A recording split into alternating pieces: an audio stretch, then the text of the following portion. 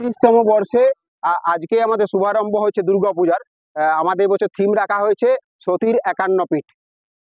সেই সতীর ৫১ পীঠকে আমরা তুলে ধরার চেষ্টা করছি আমাদের এবছরের থিমে। সকলকে আমরা আসার জন্য আমন্ত্রণ জানাচ্ছি। এবছর আমাদের মোটামুটি ২৫ লাখের মধ্যে আমরা বাজেট রাখার চেষ্টা করছি।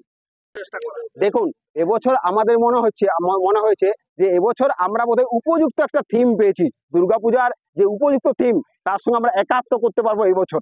হ্যাঁ, সতীর ৫১ পীঠ, মানে সেই আমাদের মা দুর্গাকে নিয়েই যার ৫১ পীঠ আমাদের বিভিন্ন দেশের বিভিন্ন প্রান্তে ছড়িয়ে আছে, সেই সমস্ত পীঠগুলোকে আমরা এইটুকুর মধ্যে তুলে আনার চেষ্টা করছি।